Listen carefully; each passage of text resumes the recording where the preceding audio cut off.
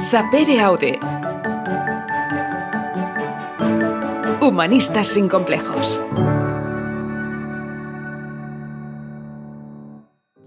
Bienvenidos a Humanistas sin complejos. Hoy recibimos a Isabel del Real. Ella es autora del libro Y llegué a Teherán, una novela gráfica nacida de un viaje en bicicleta que empezó en un pueblo bretón y terminó en Irán. Isabel durante meses atravesó montañas, desiertos, carreteras solitarias y hospitalidades inesperadas mientras redescubría su cuerpo, su voz y su mirada. El libro es una especie de road movie íntima y está muy bien ilustrada con mucho humor y lucidez. Y también con Isabel hablamos de lo que ha supuesto, porque parece que fue una forma también de reconstruirse pedaleando. Espero que disfrutéis de la charla.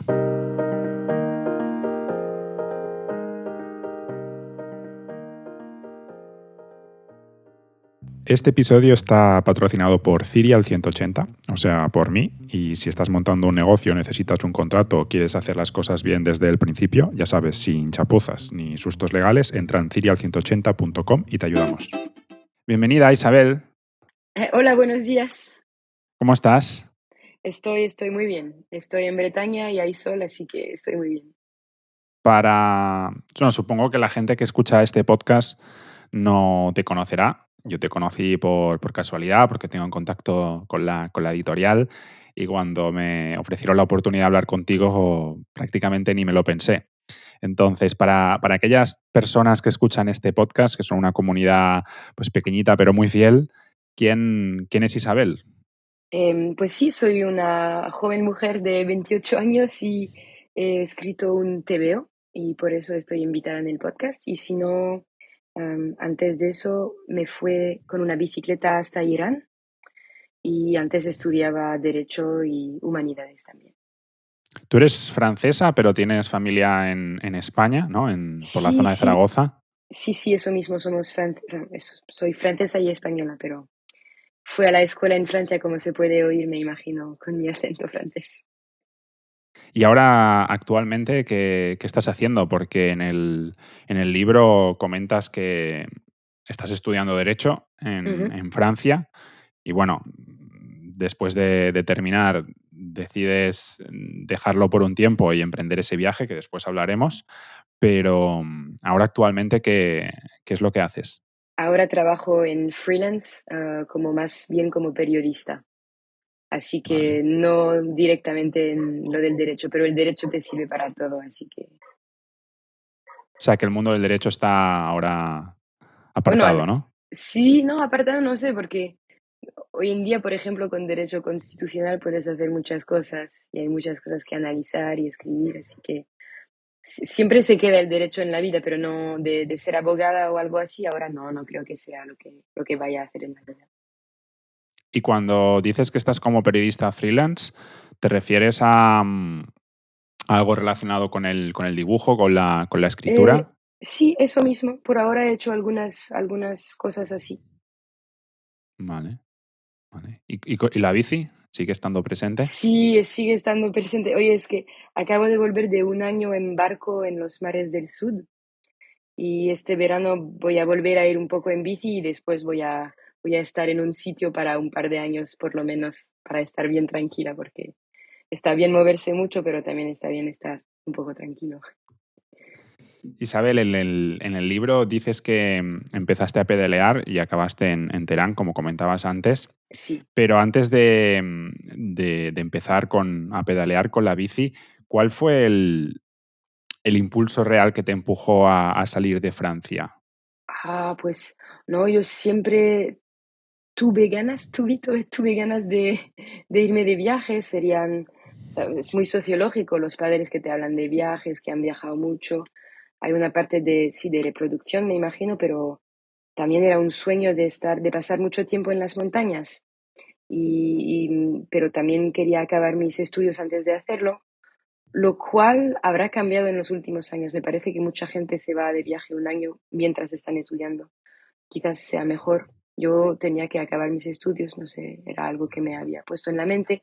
Y cuando quise irme de viaje, era la temporada del COVID, confinamientos y tal, así que no, me gustó mucho no poder decir sé dónde voy a ir porque con todas las fronteras que estaban cerradas solo podías ir a la montaña y ver hasta dónde ibas a llegar, así que es lo que hice y me lo pasó muy bien.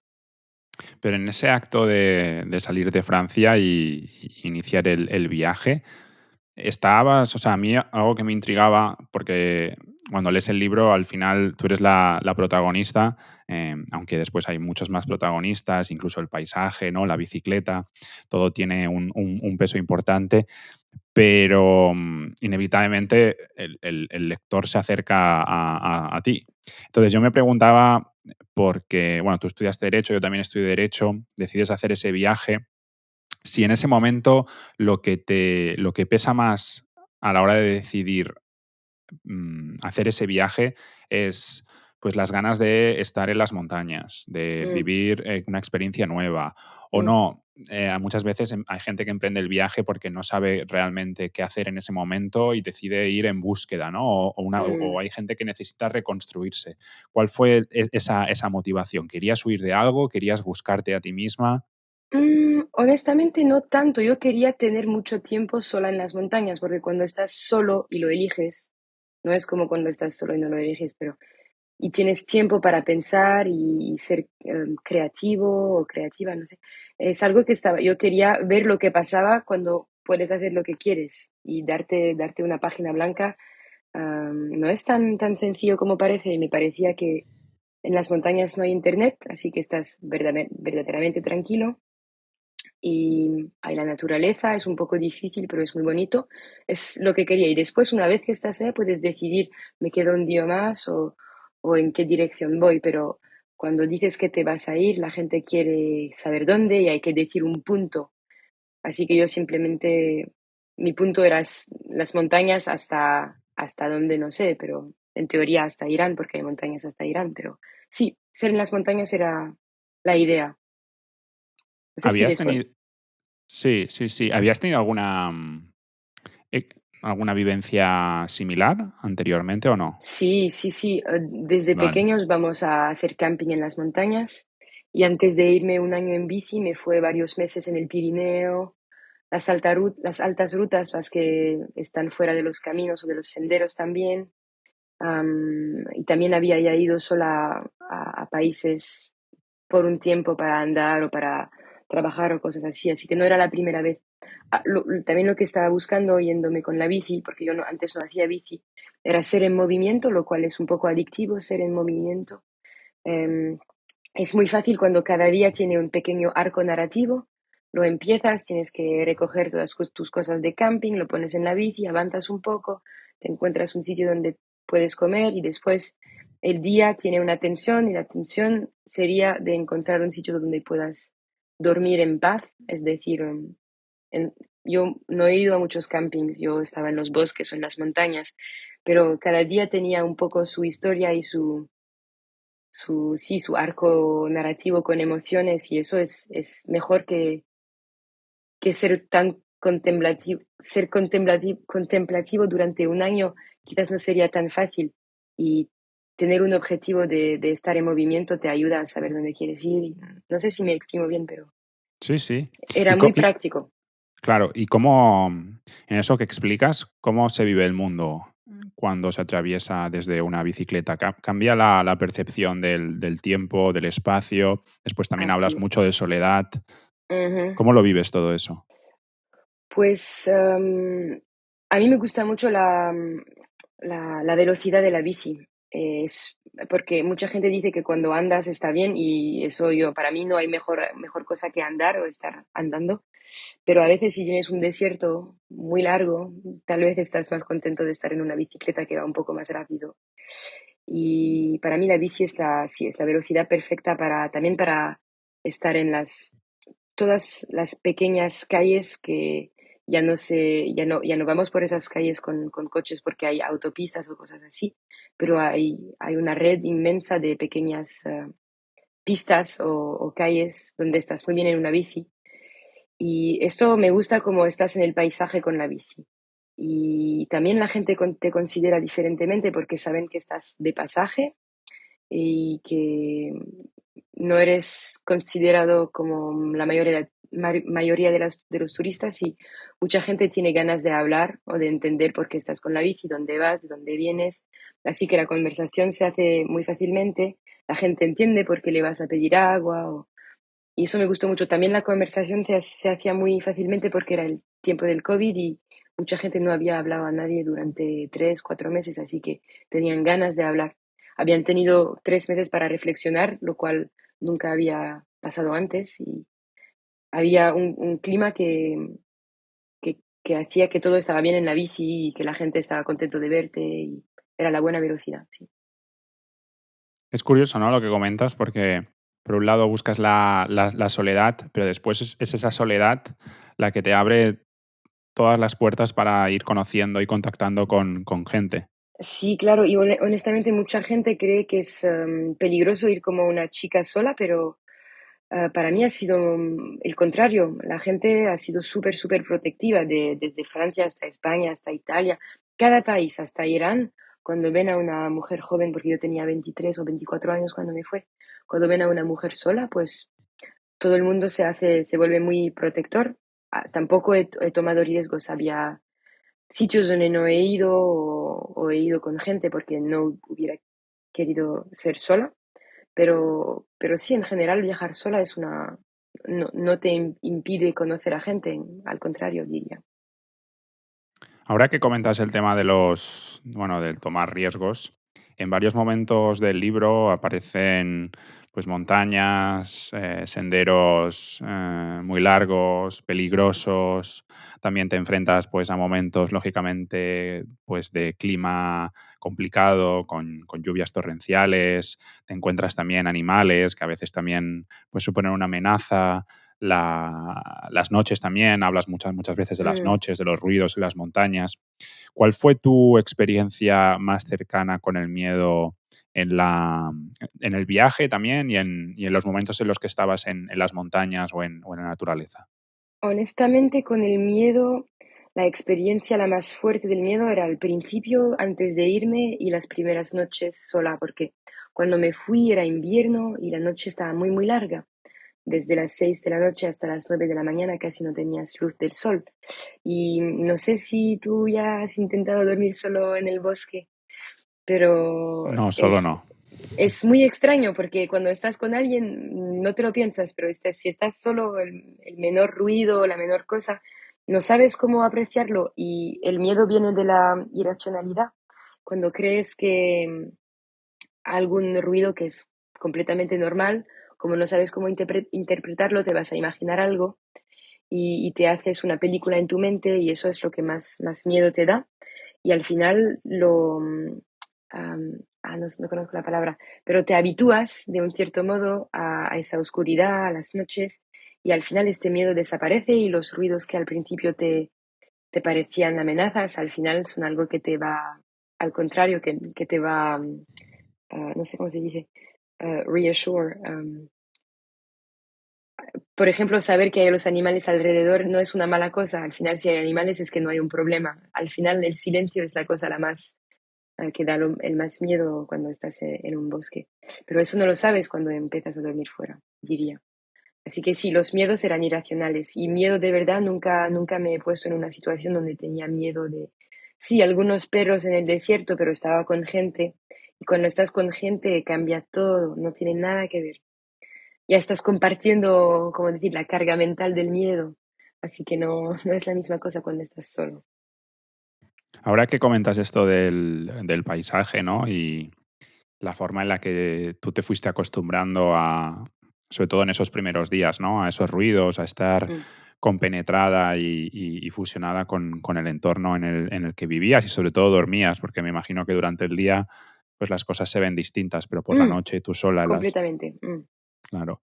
Entonces, en el libro, en tus dibujos y todas las reflexiones que compartes durante todo ese viaje, el paisaje parece por momentos, ¿no?, tener una carga espiritual muy importante.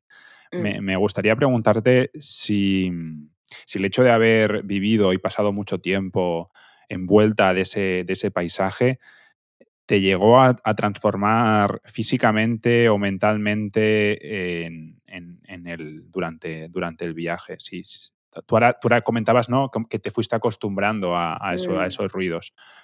Pero ¿tú crees que te influyó? claro, claro. Es que hoy en día no me veo pasar un día sin estar un poco fuera o en el bosque o en el mar o algo así, pero creo que es algo que ya tenía antes. Am, no es un viaje, honestamente, no es un viaje que me haya cambiado en el sentido que sabía por qué quería estar fuera y en movimiento y eso no ha cambiado, pero sí que ahora tengo más confianza en mí misma, pero buena confianza. Es decir, nunca hubiera intentado de hacer un TVO si no hubiera tenido un año con tiempo libre en mi mente, con el cuerpo ocupado en la bici a pedalear y con mi mente completamente libre a pensar en lo que quería hacer, si quería tener una práctica artística, si quería seguir con el derecho. Y es un lujo increíble de poder tener un año así. Pues tienes esos paisajes inmensos enfrente y puedes hacer una proyección de tu mente en los paisajes.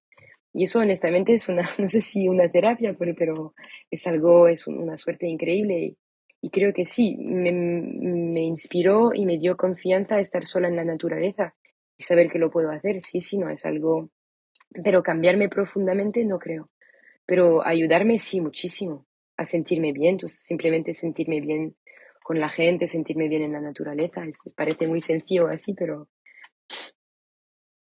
Y Isabel, te dio confianza también para enfrentarte, porque claro, tú durante el viaje tienes momentos más allá de los miedos irracionales que comentabas, que esos pues no existen, solo existen en la cabeza de uno, pero mm, después hay momentos de vulnerabilidad sí, que sí que son reales, ¿no? Pues sí, cansancio, me imagino que durante un año pues a lo mejor pues tuviste alguna enfermedad, momentos mm, en las que te encontrabas mal. ¿Cómo enfrentaste? Porque en esos momentos la soledad sí que es un fastidio, si me permites, ¿no? Porque cuando uno mm, está mal y sufriendo, no tanto lo irracional que sí que lo puede gestionar, como que quiere estar con alguien muchas veces o mm. necesita la ayuda, el apoyo de alguien. ¿Cómo lo enfrentaste tú, todos esos momentos? Es interesante porque sí, tienes que ser honesto, si vas a contar la historia de un viaje en bici hasta Teherán que dura un año, no puedes no hablar de los momentos de, ¿se dice dubio? De doubt, de cuando Sí, dudas, de duda, sí. de duda, lo siento. Los momentos de duda hay que mencionarlos y al principio tienes muchos porque sobre todo cuando eres una de las únicas personas que lo hace y que todos tus amigos tienen un trabajo y es mucho más fácil de explicar como rutina, pero es algo que había elegido, así que mismo si sufres un poco cuando estás llegando a las montañas porque tienes que subir y es un poco un fastidio, pues no, no es una queja donde quieres que alguien venga y te dé atención, es otra cosa, es algo que solo lo puedes pasar por ti mismo, así que sí, te quejas un poco porque, pero no es una mala cosa, no es una si hubiera sido horrible, lo hubiera parado inmediatamente.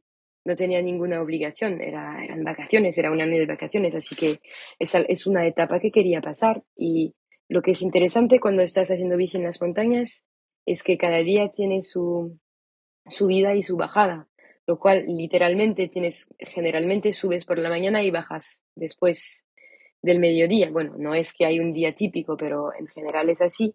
Y cuando subes, bueno, serás un poco más deprimido. Cuando llegas arriba, tienes un high emocional, estás súper contento. Y cuando bajas, todo está posible y quieres volver a hacerlo. Así que también tienes la serotonina, la dopamina y una adicción que se está creando de siempre querer ir a ver lo que hay detrás de las montañas, lo que vas a ver después, qué gente vas a conocer.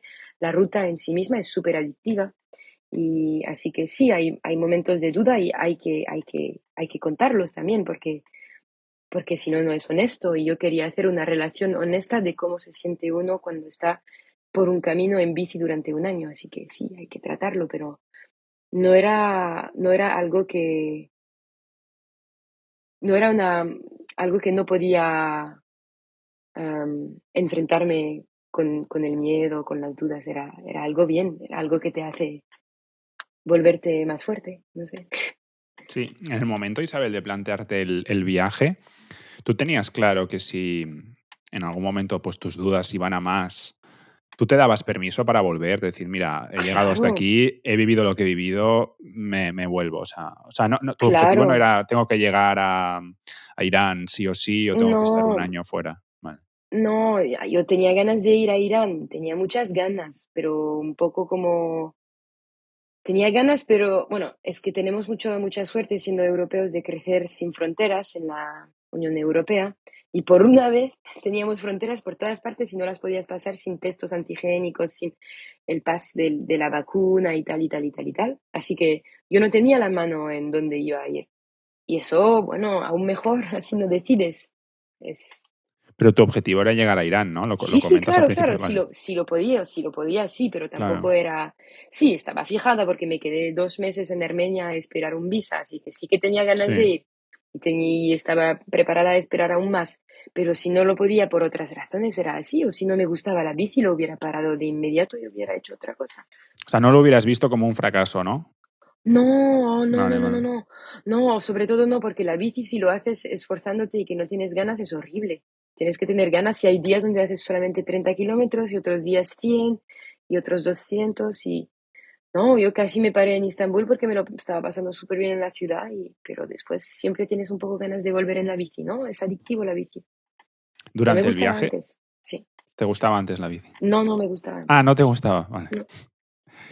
Durante el viaje, Isabel, claro, bueno, ahora lo estás comentando, ¿no? Que prácticamente desconectas del mundo, bueno, no del mundo, sino de un mundo Mm, anterior y conectas mm, con otra parte del mundo. Y hay momentos en los que en tus reflexiones te preguntas si eso va a volver, ¿no? Y hay momentos en los que incluso te planteas si puedes seguir viviendo de dibujar, de escribir y de mm, escuchar podcasts, que son mm, pues algunos de tus pasatiempos, ¿no? De tus mm. actividades durante el viaje. ¿Tú te sentías realmente cortando con un mundo anterior o realmente lo seguías llevando contigo? Mm, pues cuando estás subiendo durante bastantes días en montañas y que no hay nada, no encuentras nada de comer y no tienes internet, yo tenía miedo de no estar aprendiendo cosas, de no estar creando, no sé, como a veces por algo muy trivial, por ejemplo, me preguntaba si aún era capaz de escribir un mail, de tener un trabajo clásico, cosas así que piensas que quizás te lo vas a perder o no estás progresando o estás perdiendo algo que hacías bien antes, pero hace parte de la reflexión y hoy en día sé exactamente lo que quiero y es algo preciso. También tengo que escribir mails, pero no se pierde. Pero sí, durante algunos momentos tienes, sobre todo cuando estás lejos y cuando te estás yendo lejos y que tienes un modelo de vida que quizás no va a ser el modelo más clásico y que hay que defenderlo un poco porque mucha gente cree que no estás haciendo nada y al final tú también crees que no estás haciendo nada, pero no hay nada más importante que explorar si tienes ganas de hacerlo, porque tampoco es algo que es necesario y no todo el mundo tiene ganas de hacerlo. Yo tenía ganas y aún tengo ganas y siento la necesidad, pero sí, cada uno su exploración. Y cuando exploras a veces sí te sientes muy distante. ¿Y qué aprendiste? O sea, me interesa mucho saber qué aprendiste sobre este tema de lo que estamos hablando, porque al final hay muchos tipos de viaje y muchas personas deciden romper con algo Mm, de su pasado e iniciar un camino mm, distinto. Y, y esos momentos llevan mucho miedo. Incluso el hecho de tomarse un tiempo, que hay mm, personas que podrían tomárselo porque tienen una situación mm, mínimamente privilegiada. Tal vez pues han estado trabajando unos años, puedes tener unos ahorros y personas que tal vez estén confusas, ¿no? De si seguir ese camino que tienen en la vida o tomar otro. mm, Y la sociedad, ¿no? La familia, la sociedad, los amigos, el sitio, las escuelas, mm, el sistema en sí, nos, de alguna manera nos mete en un camino que parece que no podamos salir ni incluso del que no podemos tomar una pausa, ¿no? mm, Y hay muchos miedos sociales también.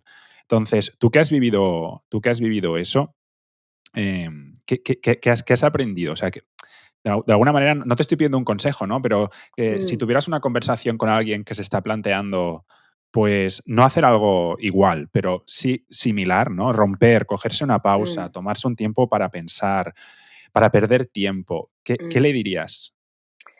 Yo diría que lo más pronto lo mejor y hacerlo a menudo, porque aprendes muchas cosas sobre gente y ti mismo, pero no en una manera que te va a ponerte autocentrado, pero en una manera donde aprendes a estar con gente.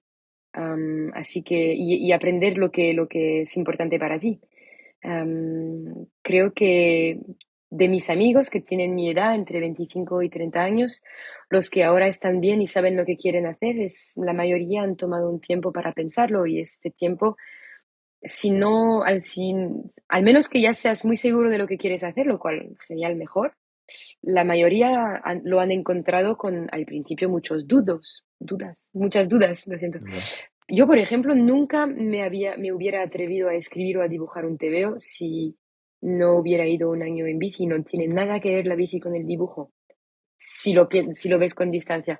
Pero al ser un año en una bici, con tanto tiempo para reflexionar, tantos libros para leer y gente con quien hablar, al final mi conclusión era, y hubiera podido ser la cocina o la fotografía o el derecho, era, pues eso me gusta, voy a tomar tiempo para intentarlo también.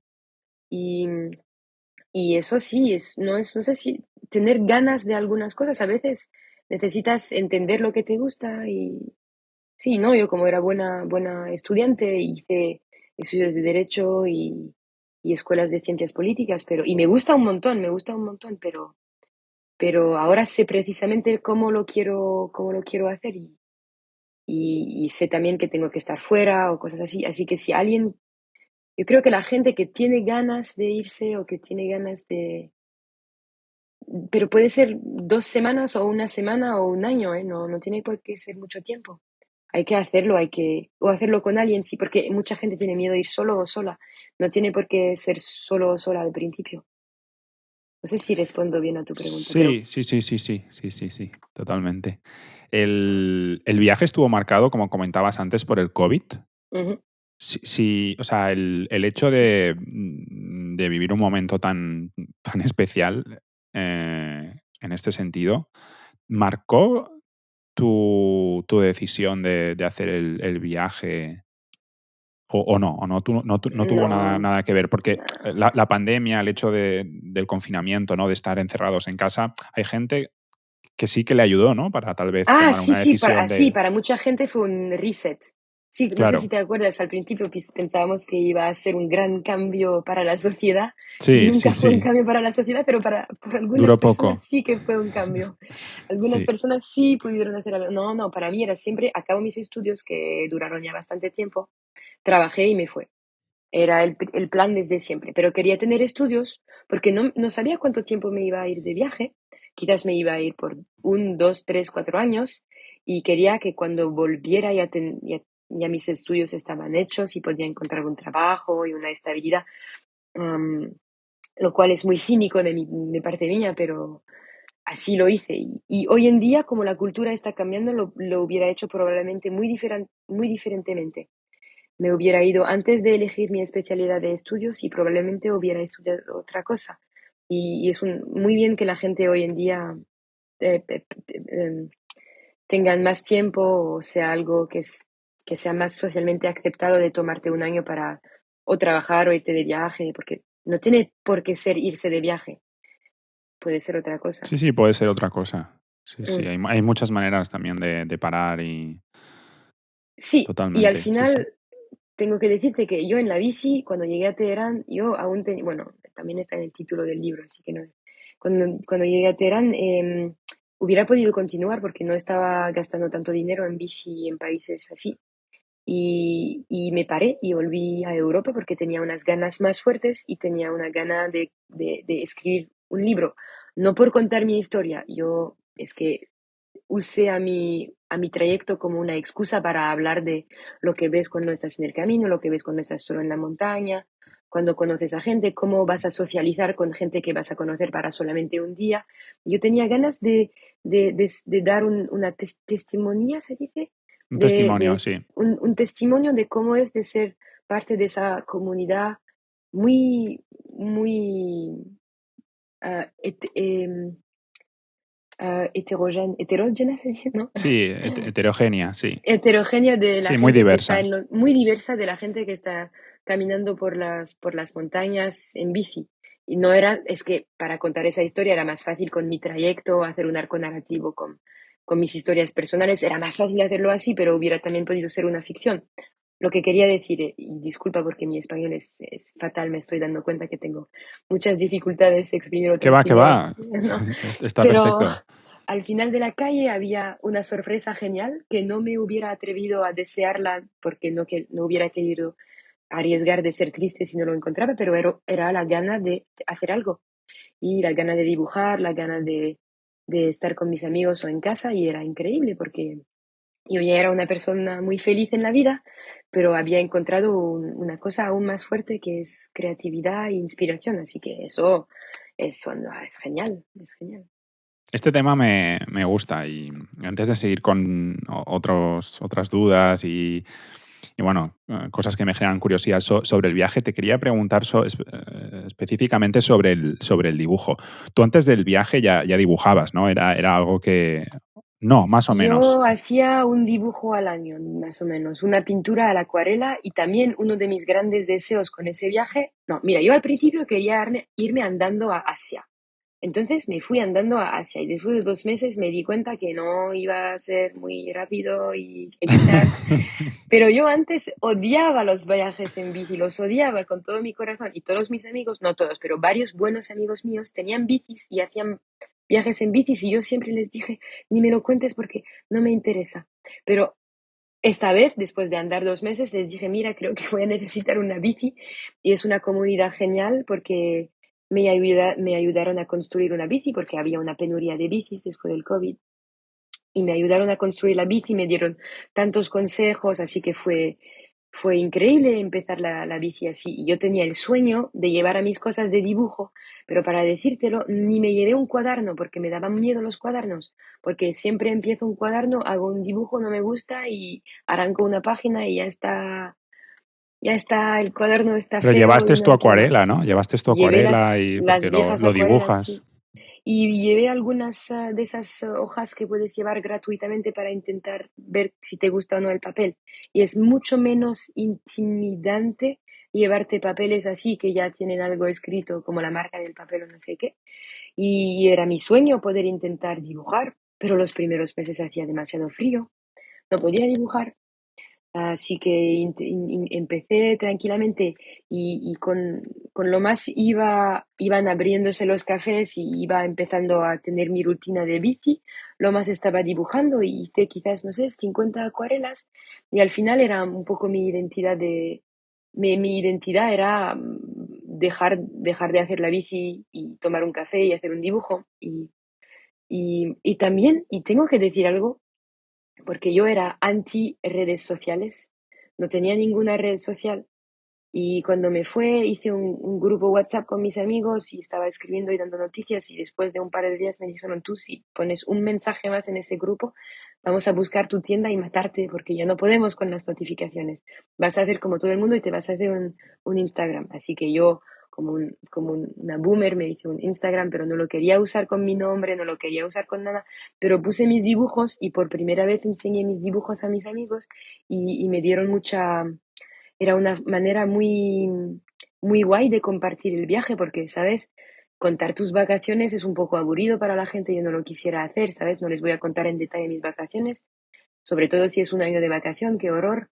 Pero creo que en los dibujos podía transmitir un poco de lo que estaba viendo y de cómo lo veía yo y honestamente yo soy un bebé del dibujo, así que lo estaba aprendiendo, pero me gustó mucho hacerlo y cuando te digo que me dio confianza hacer bici, pues cómo se exprime esa confianza, pues aprendí a querer los dibujos que estaba haciendo, porque yo soy de la gente muy perfeccionista, que nunca está contento con un dibujo y tal, pero después de ese viaje aprendí a estar contenta con mis dibujos y eso cambia la vida.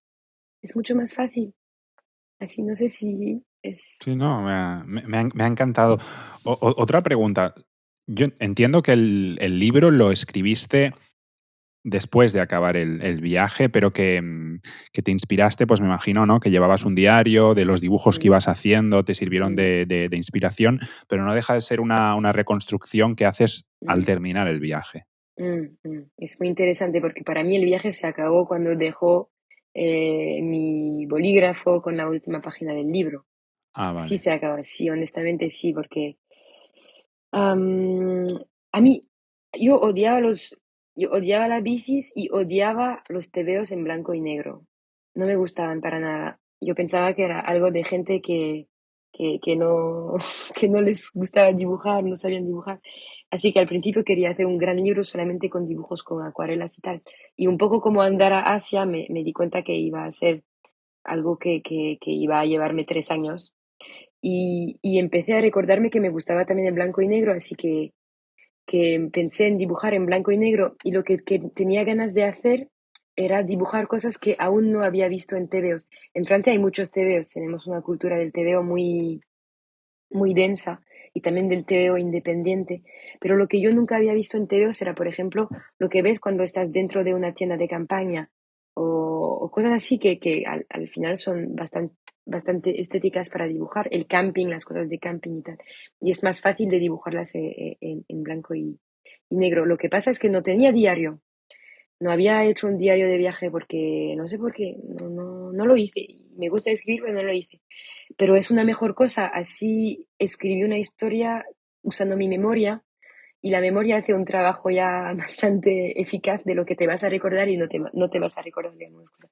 Después tengo buena memoria para los diálogos, porque todos mis amigos que están en el TVO lo leyeron antes de que lo publique y me dijeron, sí, eso honestamente se pasó así o no se pasó así, pero en general tengo buena memoria para las frases o los encuentros o cosas así, pero sin notas será más fácil.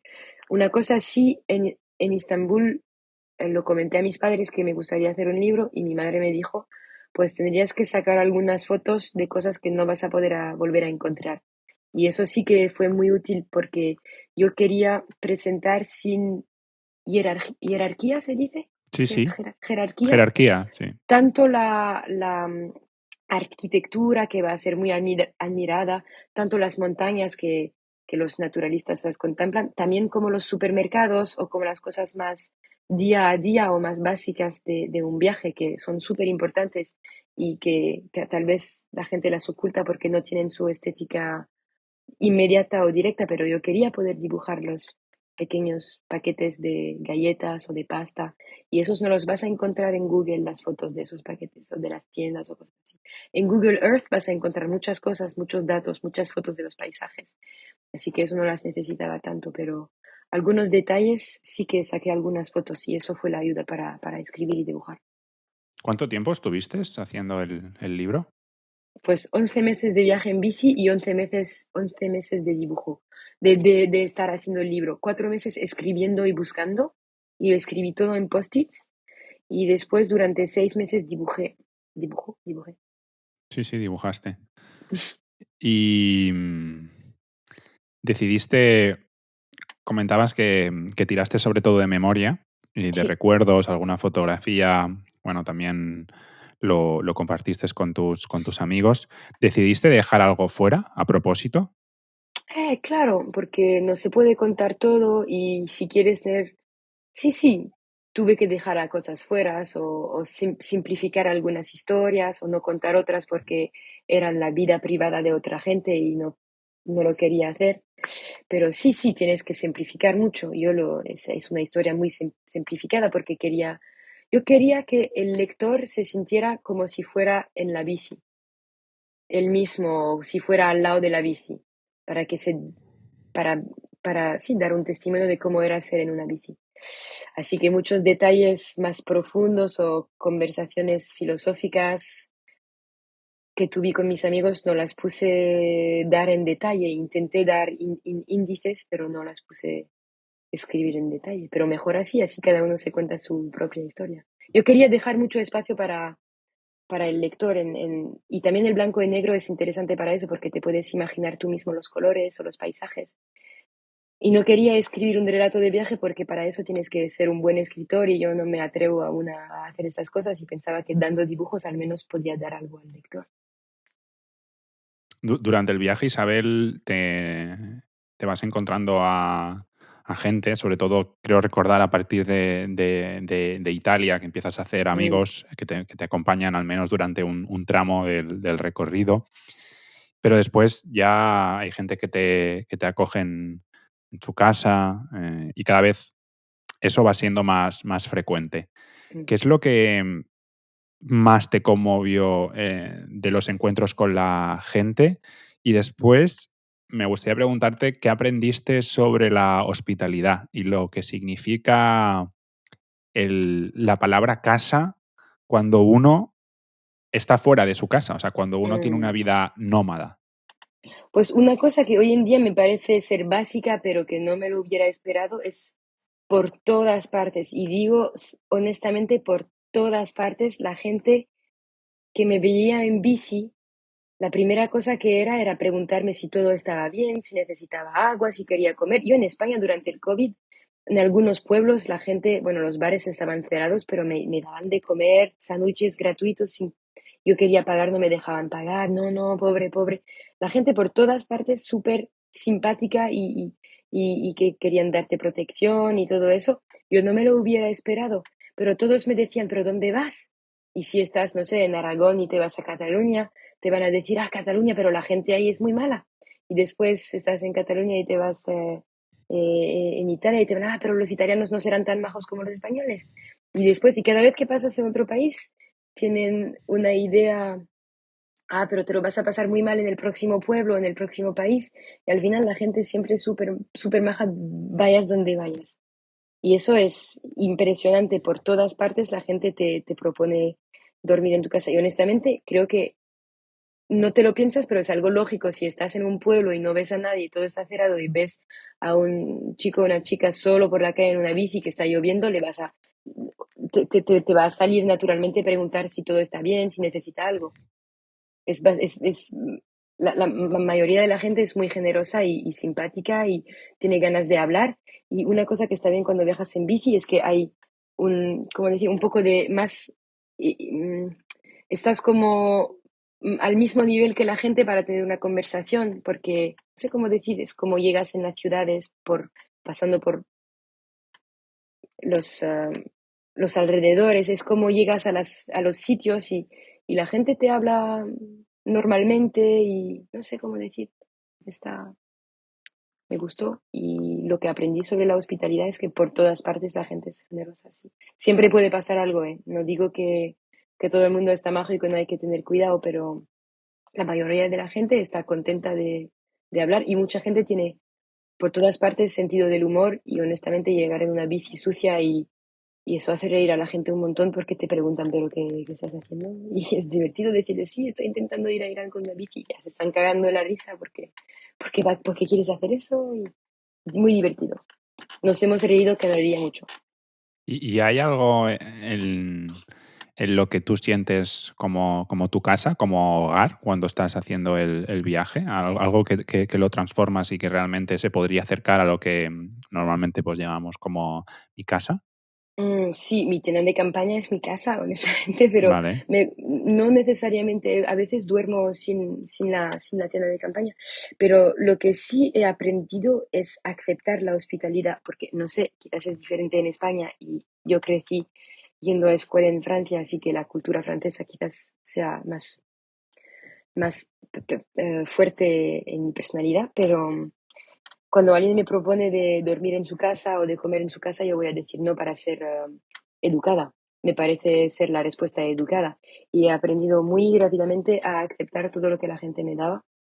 Y fue la mejor lección porque es así que conoces a la gente. Y yo pensaba, ah, pues no tengo nada que traer. Y al final sí, participas, cocinas o haces tabajía o haces algo. Y así conoces a la gente. Aceptar de las invitaciones es algo que fue difícil para mí al principio porque no quiero disturbar, no quiero ser un peso para nadie, Sí, pero molestar. molestar. No quería molestar a nadie, pero al final aprendí a aceptar eso y eso, genial.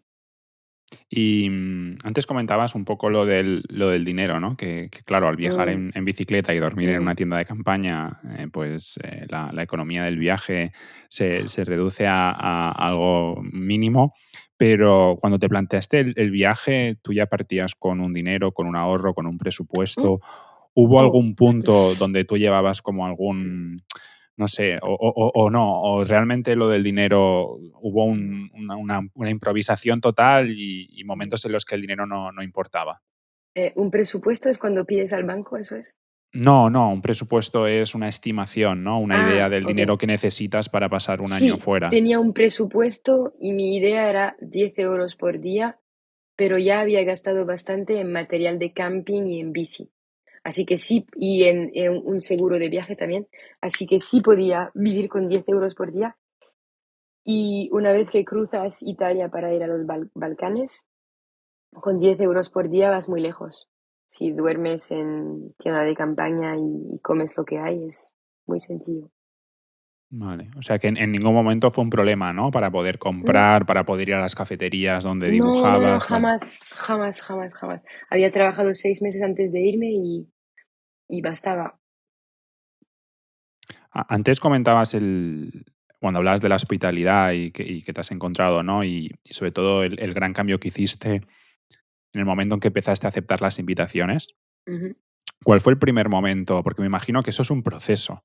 Tú al mm, principio, bueno, hay personas como más o menos confiadas, pero mm, siempre cuando estás sola, ¿no? Pues hay un punto de desconfianza, las primeras mm. invitaciones, como tú comentabas, pues las rechazas.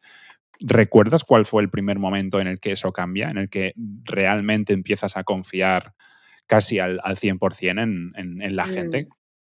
No, porque nunca es un 100%. Tienes que quedarte Nunca. un poco al loro, ¿sabes? Claro.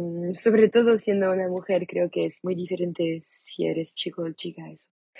Pero al principio no era natural y me esforcé a aceptar invitaciones y a sentirme bien y al final creo que en Albania, sí, cuando llegué en Albania y que vi que nunca nadie me iba a dejar dormir en mi tienda y que todos me invitaban a sus casas, lo acepté como algo normal y ya pasó.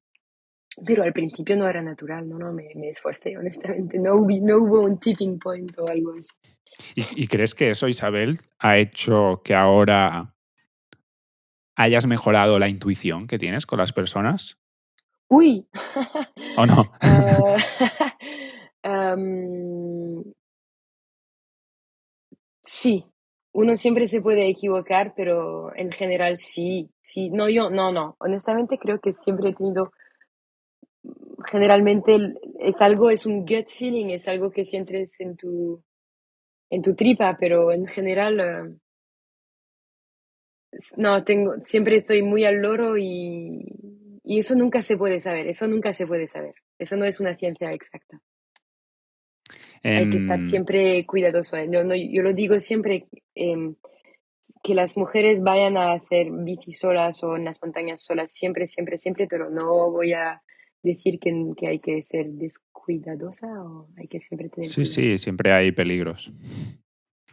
En el viaje, Isabel, aparte de, pues, personas, paisajes, naturaleza, montañas, amigos, bicicleta, también hay una parte importante del viaje, que te hace sentirte, pues, acompañada, que es toda la parte de los libros, de la Mm, música, incluso del cine o las series que ves en algunas de las casas donde te hospedas, porque hay alguien que tiene un ordenador. ¿Qué libros o sea, qué papel jugó todo ese entretenimiento y esos mundos durante, mm, durante el viaje? Porque tú te quedabas por la noche muchas veces leyendo. mm. Entonces, ¿qué libros te marcaron y por qué siempre decidiste estar acompañada de música y literatura? Bueno, pues cuando tienes 24 horas por día sola, si duermes 8 horas, lo cual estaría ya bien, tienes muchas horas donde estás en la bici sin hacer nada y a veces poner música o poner un podcast, am, te ayuda mucho, te hace olvidar que estás subiendo o te acompaña, está bien, es una buena manera. Yo no los pongo en mis, ¿cómo se llama esto? Auriculares. Los pongo Sí, en los una auriculares. pequeña cosa móvil que pongo Altavoz. sí, en un altavoz, porque si no, no oyes si hay algo, coche o algo. Y es muy simpático, pero leer es como tener un amigo, no, es súper importante para las noches. Yo a veces me paraba más pronto, iba más deprisa en la bici porque tenía ganas de leer, pero también porque es mi hobby preferido. Y de libros, pues me gustan muchos libros españoles. Cuando me fui en Cantabria y por esas partes, me fue al pueblo donde nació Miguel Delibes, que escribió El Camino y que me gustaban mucho sus libros de pequeña. Y me emocionó mucho ir a su... Me parece que ahí nació, no sé si te estoy diciendo algo. No lo sé. Habrás que verificar. Tendremos que verificar. Tendremos que verificar, sí. Y autores españoles, por ejemplo, me gusta mucho Ana María Matute, sus libros como Olvidado Rey Gudú o cosas así. Si estás solo y no tienes internet y después tienes que pensar en el libro y en el olvido y cosas así, no, me lo paso bomba yo. Todos los libros de Tolkien, fantasía, un poco de todo, policíacos. ¿Se dice policíacos? Sí, sí, sí. Un ¿Pero hubo policíaco. algún libro que marcó tu viaje o no hubo Hubo uno señalado? Muchos. muchos. Intenté escribir, dar índices de título.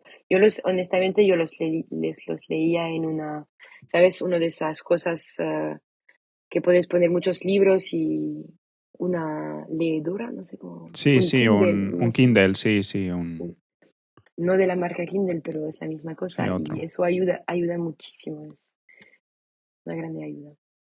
De los sitios en los que estuviste y recorriste, ¿cuál crees que está más infravalorado? Am, Turquía. Turquía es absolutamente extraordinario, es fuera de lo, fuera de lo, no, es increíble, absolutamente increíble. Y después comentabas que cuando llegabas a cualquier sitio, hablábamos de la hospitalidad, ¿no? De que la gente se te acercaba, te Mm, preguntaba, ¿pero dónde vas mm. con esas pintas? ¿Cuál es la pregunta que te hubiera gustado que te hicieran cuando te encontrabas con gente durante tu viaje y que no te hicieron? Porque seguramente te hacían muchas, ¿no? Y se repetían. ¿Cuál es la Ah, pregunta que pues, ¿qué lees?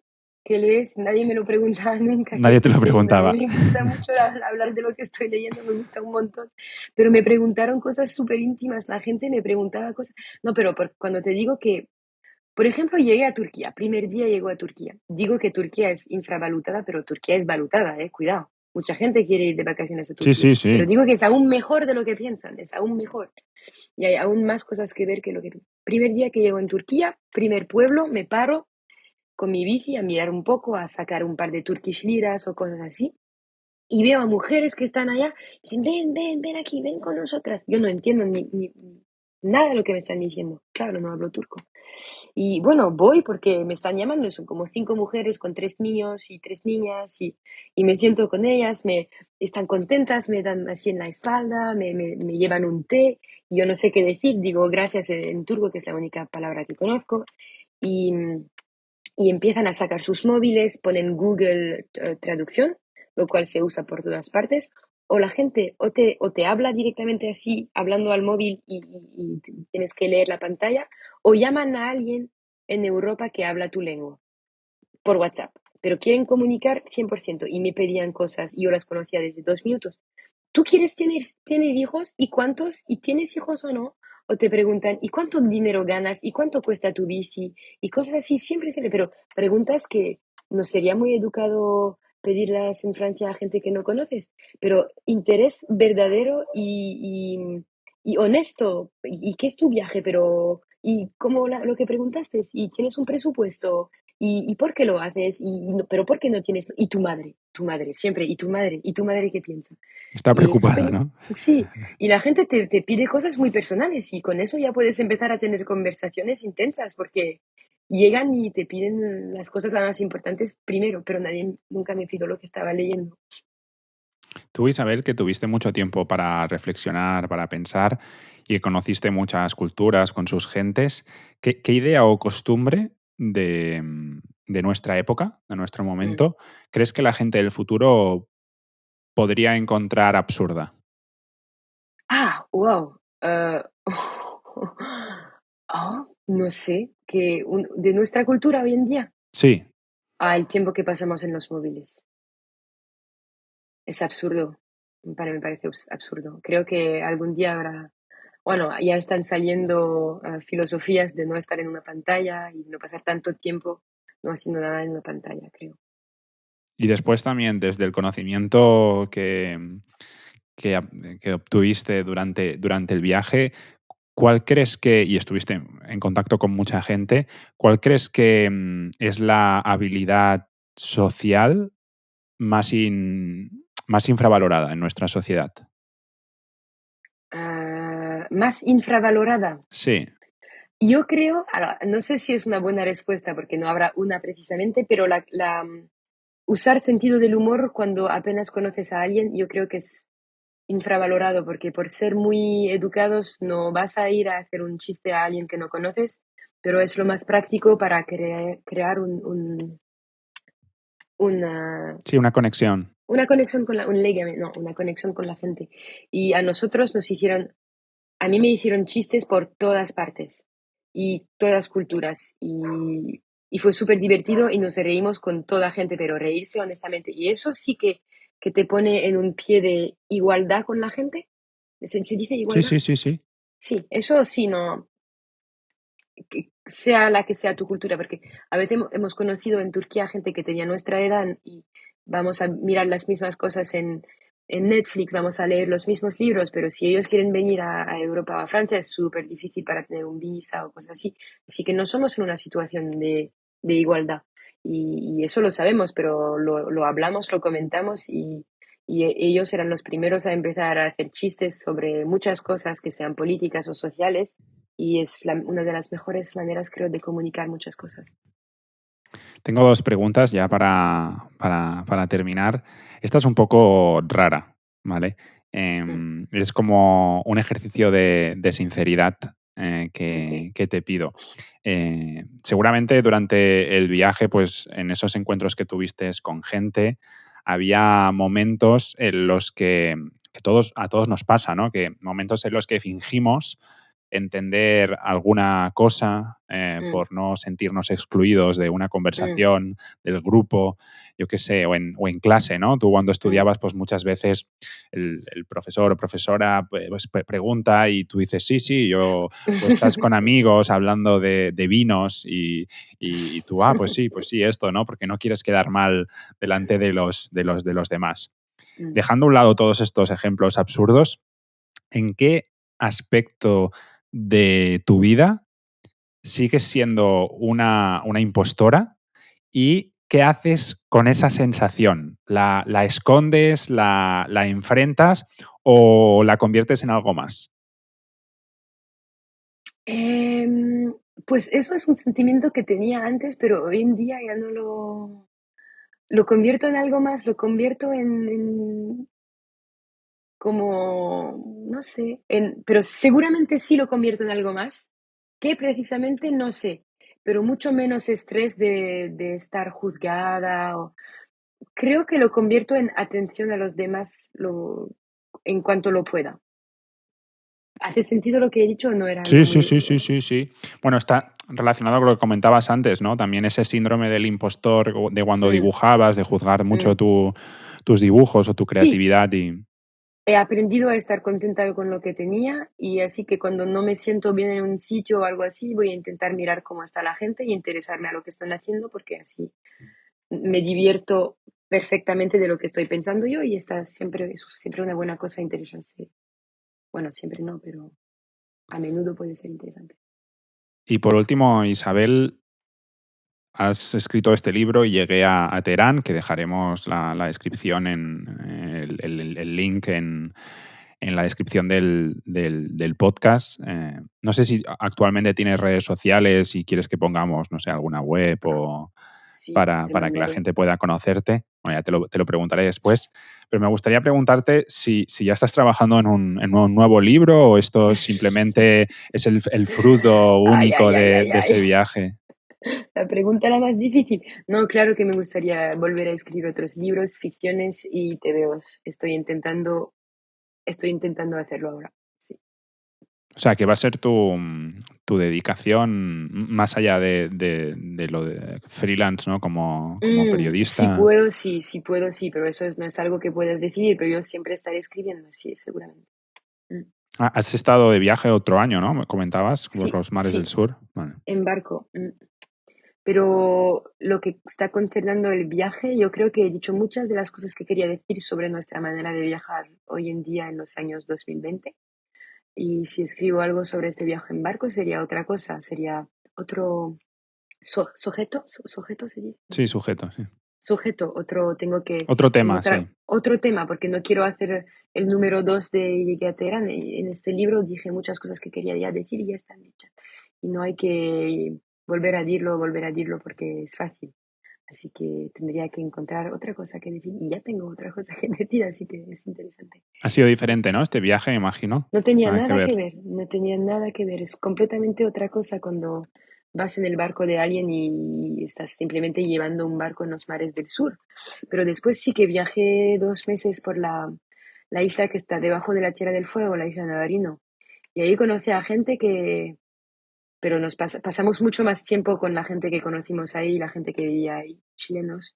Pasamos mucho tiempo con ellos y eso sí que fue increíble, extraordinario. Nos hicimos nuevos amigos, así que ¿Qué no tal en el volveré. mar? Sí.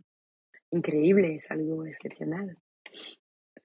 Era Distinto que mi, las sí, es montañas. muy distinto. Cuando estoy en las montañas no pienso en el mar, pero cuando estoy en el mar pienso en las montañas mucho, mucho, mucho. ¿Ah, sí? No, pero el mar es algo muy especial, pero en las montañas estoy mejor andando en las montañas, más que nada. Más que la bici, más que la vela, más que nada. Mm. Yo creo que en Francia sois, bueno, estoy generalizando, lógicamente, Mm, pero conozco a gente y sois personas que os gusta bastante las montañas, toda la parte de trekking. mm. Mucho, Sí. mucho. Yo, por casualidad, como hemos hecho todas las vacaciones en España, he estado más en las montañas españolas, pero sí somos muy, muy de montaña. Y donde vivo yo, muy del mar y del barco. ¿Algo que recomiendes en España? Oh, el Pirineo, Ordesa, guau, no. Las Bardenas Reales, los Monegros y la Sierra Nevada. Eh, una de las primeras montañas que subí con mi papá era el Veleta. ¿Y para hacer en Y bici? ¿En España has hecho algo? en bici tenéis la mejor ruta que puedas encontrar por el mundo. Es una ruta hecha por un señor que se llama Ernesto Pastor y que vive en Teruel y se llama Montañas Vacías y es un encanto y Tengo familia en Teruel, he estado ahora allí. pero tienes que ir. Montañas Vacías es una ruta en bici increíble. Y yo tuve mucha suerte de ir a andar con mi padre una semana ahí al lado de Teruel y después de hacer la ruta a Montañas Vacías y es increíble. ¿Pero es compleja para hacer en bici o no? No tienes que llevar mucho equipo porque es un poco difícil, pero no tienes por qué hacer 100 kilómetros al día. Tómatelo con tiempo y no, es una de las. Yo si pudiera la haría una vez al año de lo bonita que es. Y me gusta mucho, además. Y se come muy bien en Jabarambre y los pueblos por allá. Es algo increíble. Bueno, Isabel, pues muchas gracias por tu tiempo. Me ha encantado hablar contigo. Bueno, primero leer Muchas gracias. tu libro y ahora pues disfrutar de esta conversación. Muchas gracias. Te deseo lo mejor y nada, y vamos hablando. Vale, a ti también. Cuídate mucho, Isabel. Hasta la Cuídate. próxima. Hasta la Adiós. próxima.